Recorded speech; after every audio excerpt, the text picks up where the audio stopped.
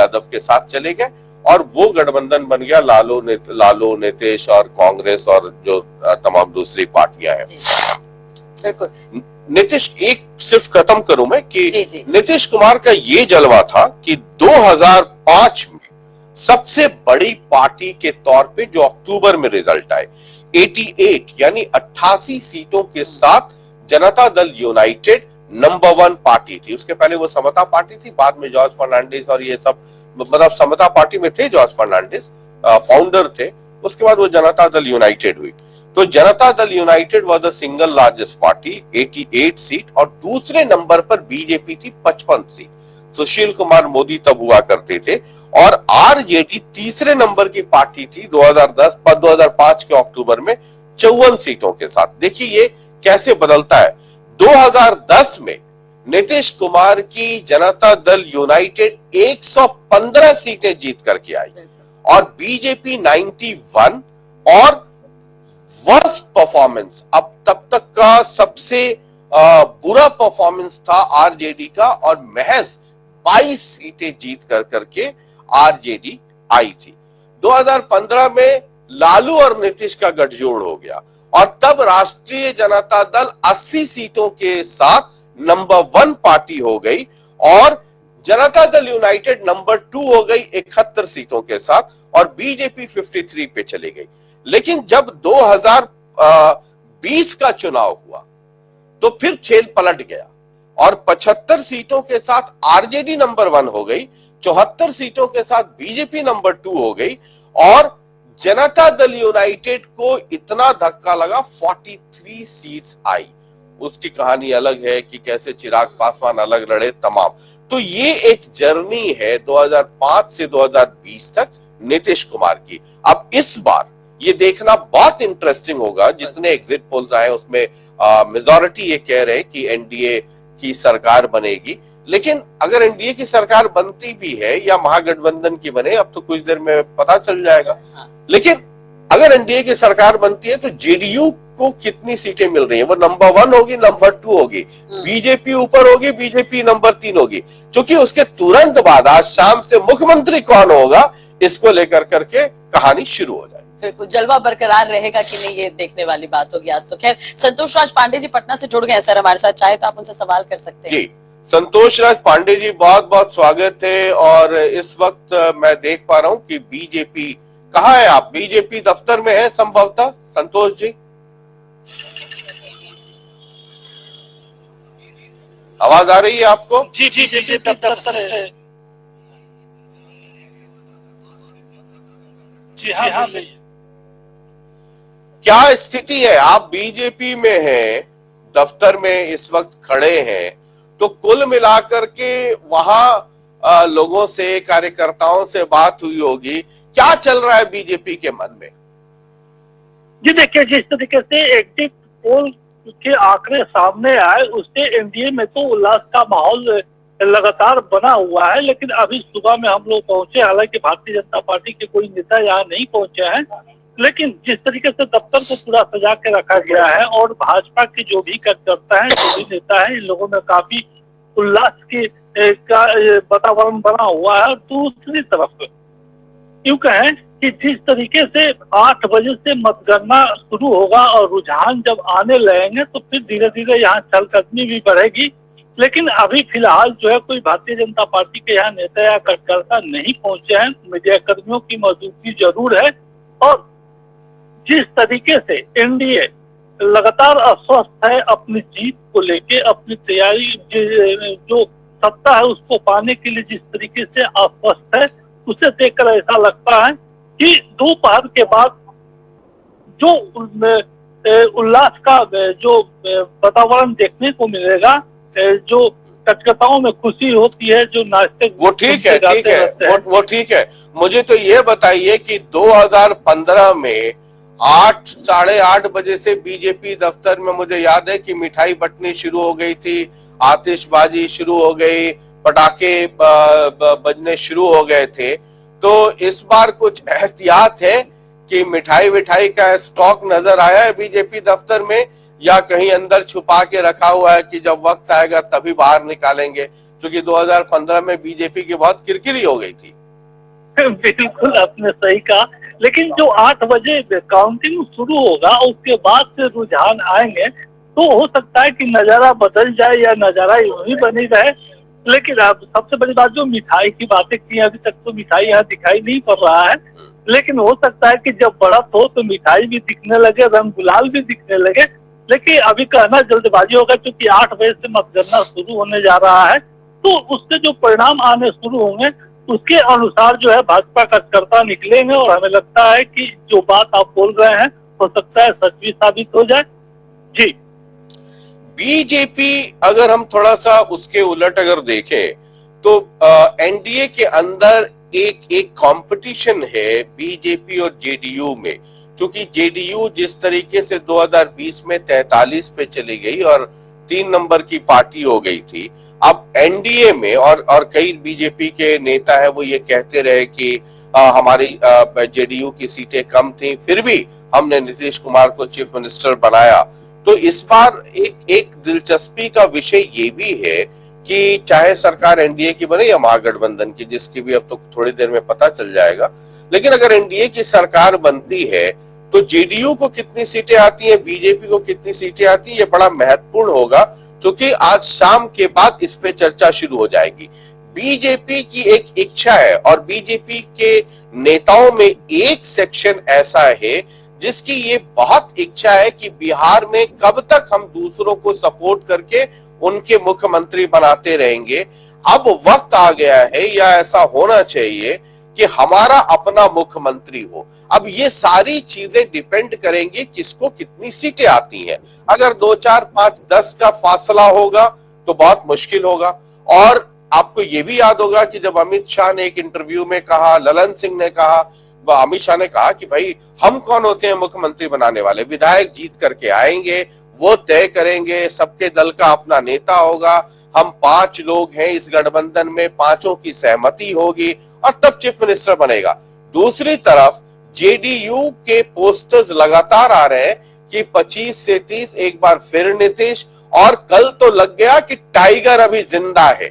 और नीतीश कुमार ने सिर्फ हनुमान मंदिर नहीं, जाके मस्जिद और गुरुद्वारे में भी मत्था टेका, जाकर के मस्जिद में भी सर झुकाया और मंदिर में भी पूजा की। यानी कि नीतीश कुमार ने एक इंडिकेशन तो दे दिया है कि नीतीश सबके हैं और टाइगर अभी जिंदा है। जी देखिए शशि जी, जिस तरीके से गवर्नमेंट एनडीए की बने या ना बने तो आज स्पष्ट हो जाएगा, लेकिन आपने जो चर्चा की जदयू और बीजेपी दोनों की, तो हम बता दें कि ये जो वोटिंग का प्रतिशत जो भी आ रहा है, इसकी सरताज जो है अभी भी नीतीश कुमार बने हुए हैं।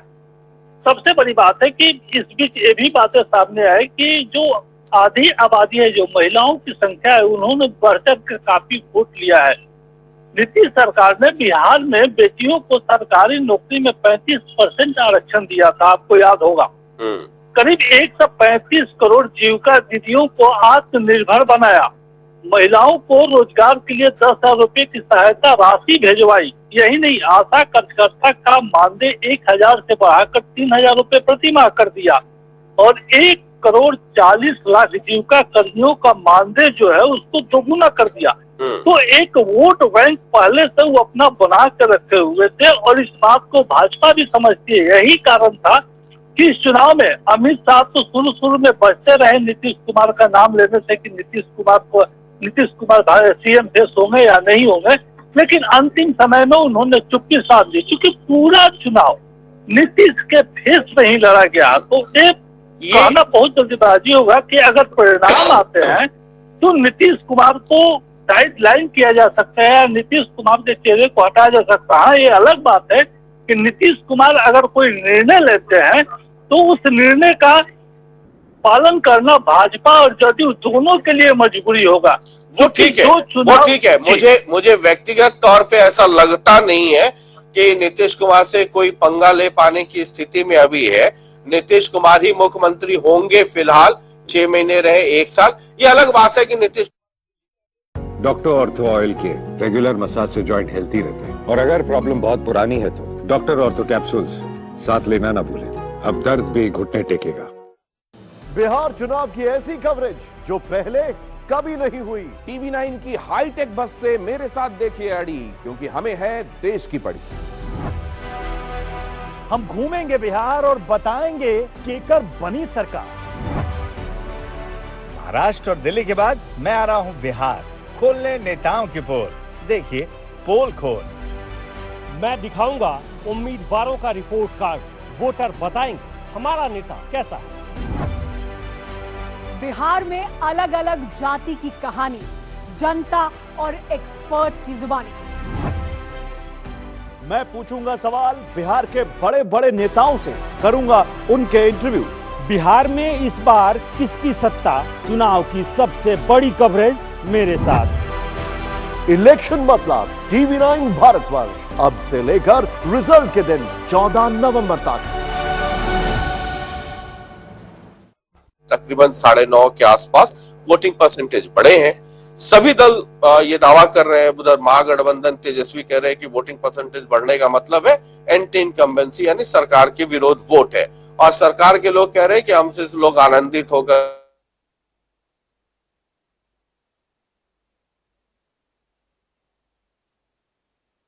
2020 तक, गौर कीजिएगा, 2020 तक विभिन्न राज्यों में लगभग 332 विधानसभा चुनाव हुए।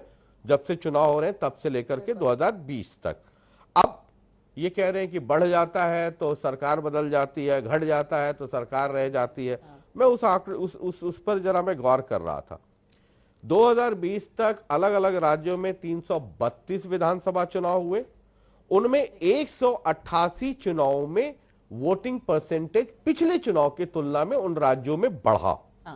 अब ये 188 में अगर बढ़ा तो 188 में सरकार बदल जानी चाहिए थी, लेकिन इसमें 188 में महज 188 में 89 सरकारें रिपीट हुई उन राज्यों में। यानी कि 332 कुल चुनाव हुए, उनमें 188 चुनावों में वोट परसेंटेज बढ़ा, बावजूद उसके 89 यानी कि लगभग हाफ है, आधी बार सरकारें दोबारा चुनी गई। अब लोग कहते हैं कि अगर वोटिंग परसेंटेज उतना ही है पिछले चुनाव के जितने हुए थे या उससे कम है, तो वो जो रूलिंग पार्टी सरकार है उसके फेवर में है। अब ये समझिए 144 बार मतदान प्रतिशत पिछले चुनाव की तुलना में उन राज्यों में घटा, और 56 बार सरकारें दोबारा चुनी गई, यानी कि तो रेशियो है वो कम है। हाँ, तो अब आप ये नहीं कह सकते हैं कि सरकार वोटिंग परसेंटेज बढ़ गया या घट गया तो सरकार बदल गई, है ना।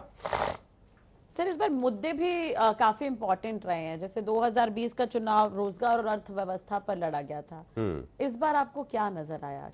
देखिए दोनों तरफ से अगर आप बिहार की पॉलिटिक्स को थोड़ा गहराई से समझे, और बिहार यूपी तो ऐसे राज्य हैं जिसके पॉलिटिक्स में सबों को रुचि होती है और दिलचस्पी अभी और बढ़ती जा रही है। जब आपने वो स्टोरी बताई 2005 से अब 20 तक का, तो जब महागठबंधन की तरफ से तेजस्वी जब लीड ले रहे थे तो तेजस्वी दवाई, पढ़ाई, कमाई की बात कर रहे थे, और वो मसले थे जो लोगों को सीधा टच करते हैं, उनके दिल को छूते हैं, या उनकी बुनियादी दिक्कतें हैं, वो समस्याएं। बिल्कुल। लेकिन ये बीच में एसआईआर का मसला आ गया, और राहुल गांधी वहां पहुंच गए और एसआईआर को एक बड़े आंदोलन के तौर पे बनाने की कोशिश की। लेकिन एसआईआर राहुल गांधी के लिए या इन पॉलिटिकल पार्टीज के लिए बड़ा मसला तो था, लेकिन इतना बड़ा नहीं था कि वो लोगों तक पहुंच सके। अच्छा, ये संतोष राज पांडे इस वक्त पटना में बीजेपी ऑफिस से मौजूद हैं, और मणिभूषण मैं देख पा रहा हूं ये लालू यादव के घर से। मणिभूषण, इस वक्त आप कहाँ हैं? आपके पीछे तो मुझे तेजस्वी दिख रहे हैं, कहाँ आप? आरजेडी प्रदेश कार्यालय पर। अच्छा, आरजेडी ऑफिस में है। अब ये पटना में जो लोग वाकिफ हैं, आरजेडी ऑफिस और बीजेपी ऑफिस बहुत 500-600 मीटर का ही फासला है। तो पहले अगर आप इनकम टैक्स गोलंबर से चौराहे से जाते हैं तो पहले बीजेपी ऑफिस लेफ्ट पड़ेगा, थोड़ा आगे बढ़ जाएंगे तो आरजेडी ऑफिस पड़ेगा, यानी कि इन दोनों में फासला बहुत ज्यादा दूर नहीं है। और उसके ठीक सामने उधर फिर जेडीयू दफ्तर भी हो जाता है। तो हाँ, मतलब नीतीश जी के लिए बहुत आसान रहता है कि जब मन हो तो गेट से निकले, उधर चले गए आरजेडी ऑफिस में, या निकले तो इधर बीजेपी आ गए। मतलब इसको उस दृष्टिकोण से देखिए। क्या माहौल है मणिभूषण इस वक्त आरजेडी दफ्तर में है आप, क्या मतलब ऑफिस में क्या माहौल है वहां? बिहार चुनाव की ऐसी कवरेज जो पहले कभी नहीं हुई। टीवी 9 की हाईटेक बस से मेरे साथ देखिए अड़ी, क्योंकि हमें है देश की पड़ी। हम घूमेंगे बिहार और बताएंगे केकर बनी सरकार। महाराष्ट्र और दिल्ली के बाद मैं आ रहा हूं बिहार, खोलने नेताओं की पोल। देखिए पोल खोल। मैं दिखाऊंगा उम्मीदवारों का रिपोर्ट कार्ड, वोटर बताएंगे हमारा नेता कैसा है। बिहार में अलग अलग जाति की कहानी, जनता और एक्सपर्ट की जुबानी। मैं पूछूंगा सवाल बिहार के बड़े बड़े नेताओं से, करूंगा उनके इंटरव्यू। बिहार में इस बार किसकी सत्ता, चुनाव की सबसे बड़ी कवरेज मेरे साथ। इलेक्शन मतलब टीवी 9 भारतवर्ष, अब से लेकर रिजल्ट के दिन 14 नवंबर तक।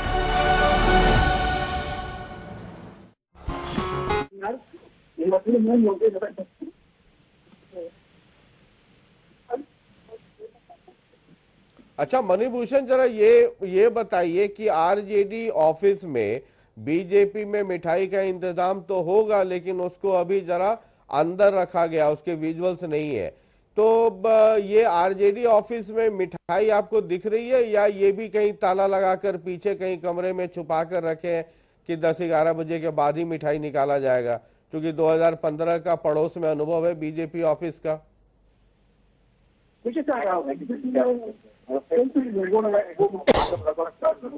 लेकिन आरजेडी में अभी वो खबर नहीं है, लेकिन ये लोग तैयार हैं। जैसे जैसे हमारे पक्ष में अगर रुझान आते हैं, देश आते हैं, तो मिठाई और पटाखों तुरंत इंतजाम कर दिए जाएंगे। और अभी जो है यहाँ भी कार्यकर्ता पहुंच रहे हैं और तैयारी है, इसे भी जान लेते हैं। तो क्या आप लोगों में मिठाई और पटाखे की तैयारी नहीं है? जब तैयारी है और देख रहे हैं, हम लोग को तैयारी देख रहे हैं। और भाजपा का मिठाई ऐसी खिला रह जाएगा और उन लोग को हम लोग खिलाएंगे। इंतजार कीजिए, 2 घंटा में सारा रुझान सामने आ जाएगा। इस बार बिहार की गाँवों में महिलाओं ने नौकरी रोजगार को वोट किया, ठीक है, कट्टा और जुलाने को वोट किया। इस बार परिवर्तन होगा। अब बिहार का मुख्यमंत्री केसीपी होंगे, अब पूर्ण मोदी सरकार बनने जा रहे हैं। भाजपाई 25 सीट से 26 सीट हो जाएगा ना, तो रणनीति से तैयार हो रहे हैं। तो किसी मिठाइयों को आप एक मिनट आप बंद हो जाए, मेरा संगीत शांति जो है ना सर, वो मिठाइयाँ बन रही है अभी। आप जैसे यहाँ पे रुझान आते हैं, उन्हों से एक सवाल करना चाहते हैं। कल आनन फानन में तेजस्वी यादव ने महागठबंधन के जितने साथी हैं उनकी एक बैठक बुला ली और बहुत जोर शोर से महागठबंधन की तरफ से ये एक एग्रेसिव मोड में ये कह लीजिए कैंपेन ही है जो अपने समर्थकों तक पहुंचा रहे हैं। मतदान यानी कि पोलिंग के बाद से ही कि स्ट्रांग रूम पे पहरेदारी करो। सासाराम वाली घटना या रोहतास वाली घटना वो सामने आ ही गई है जिसमें बड़ा हंगामा हुआ। तो क्या जो कल तेजस्वी ने सभी घटक दल के लोगों को, अपने जो सहयोगी दल है उनके सारे बड़े नेताओं को बुलाया, प्रेस कॉन्फ्रेंस की, एक मीटिंग चली, तो क्या ये एक मनोवैज्ञानिक दबाव और बार बार ये कहना कि किसी ने धांधली का ध भी करने की कोशिश की तो फिर छोड़ा नहीं जाएगा, ये एक प्रेशर क्रिएट करने की कोशिश है पूरे तंत्र पे कि भाई किसी तरह की कोई गड़बड़ी मत करना, हम इस बार तैयार हैं? क्योंकि महागठबंधन चाहे कांग्रेस हो, आरजेडी हो, ये लोग उनसे पूछिएगा तो कहेंगे कि पिछले बार कई सीटों पे नतीजों में गड़बड़ी कर दी गई, फलाना ढिमकाना, जो एक आरोप प्रत्यारोप का दौर चलता है। तो क्या ये एक रणनीति के तहत अपने समर्थकों को एकजुट रखना, स्ट्रांग रूम की देख निगरानी करना और उसके बाद अधिकारियों पे एक मनोवैज्ञानिक दबाव करना कि भाई कोई गड़बड़ मत करना, मतलब हम सब अलर्ट मोड पे हैं? संतोष राज पांडे और उसके बाद फिर मणिभूषण। जी देखिए शशि जी, जिस तरीके से तेजस्वी यादव कल देर शाम अपने जो महागठबंधन के सहयोगी हैं उनकी बैठक बुलाई और उसके तुरंत बाद उन्होंने प्रेस कॉन्फ्रेंस किया। आप देख रहे हैं कुछ दिनों से तेजस्वी काफी कॉन्फिडेंस में चल रहे हैं और लगातार 18 नवंबर को शपथ लेने की बात भी कर रहे हैं। वही नहीं, सबसे ज्यादा कॉन्फिडेंस तो मुकेश सहनी की बढ़ गई है।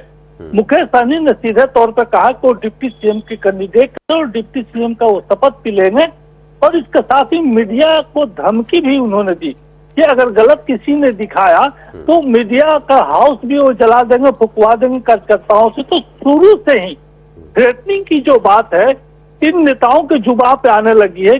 कल सुनील सिंह ने जिस तरीके से कहा कि जो नेपाल का दृश्य होगा वो बिहार में भी हो सकता है, तो एक तरीके से गवर्नमेंट और अधिकारियों पर ये लोग दबाव बनाने की कोशिश कर रहे हैं कि किसी तरीके की मतदान केंद्रों पर अगर गड़बड़ी हुई तो इसका खमियाजा भुगतना पड़ेगा, क्योंकि जो पिछली बार इन लोगों से गलतियां हुई है और वो गलती नहीं होगी। सुबह में सारिका पासवान जो राजद प्रवक्ता है लाठी के साथ बैठ के जो है फेसबुक पर अपनी तस्वीर जो है शेयर की है।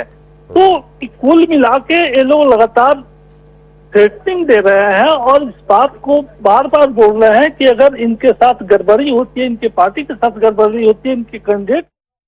बिहार चुनाव की ऐसी कवरेज जो पहले कभी नहीं हुई। टीवी 9 की हाईटेक बस से मेरे साथ देखिए अड़ी, क्योंकि हमें है देश की पड़ी।